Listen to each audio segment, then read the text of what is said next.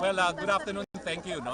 As we speak, the Vice President, Sara Duterte, is going to meet for the first time her father. She has not had the occasion, and neither have I, had the occasion to meet with the President. Only Executive Secretary Medeldea, who accompanied him on the plane here, has had the opportunity to meet him this morning for less than an hour. I'm a bit disappointed at the practices of the ICC that has delayed the visit of a family member to an accused.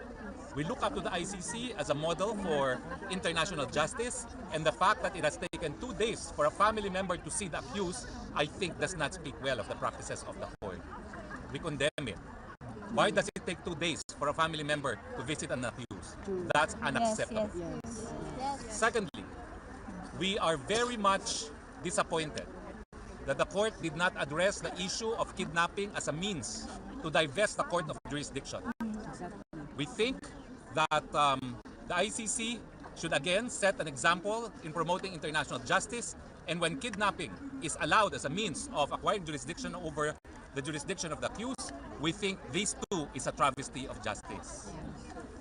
We believe that at the earliest instance, the court should rule on the legality of kidnapping as a means of acquiring jurisdiction, and we cite the case of Ibrahim versus Minister, a decision of the Constitutional Court of South Africa, that the illegality of the arrest should divest courts of its jurisdiction.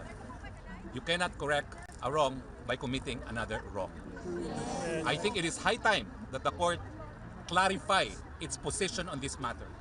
It is unacceptable that we accept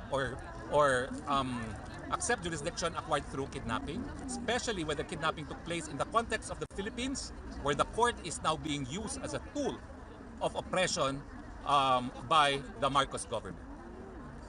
Now, the next hearing is on September 21, but before that, we would raise the issue of jurisdiction even on an earlier date, because we believe that the issue of jurisdiction, both on the implications of kidnapping as a means of divesting the court's jurisdiction, and whether or not the court has jurisdiction, despite the fact that preliminary examination was commenced 2 years after we had already withdrawn from our membership in the court, whether or not the court still has jurisdiction.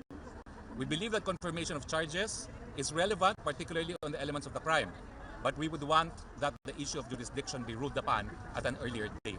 Because as we know, if the court has no jurisdiction, pointless to proceed to confirmation of charges. Now, again, as I said, it's only the first time that the Vice President is able to meet with the father. They are meeting now, and we are hoping that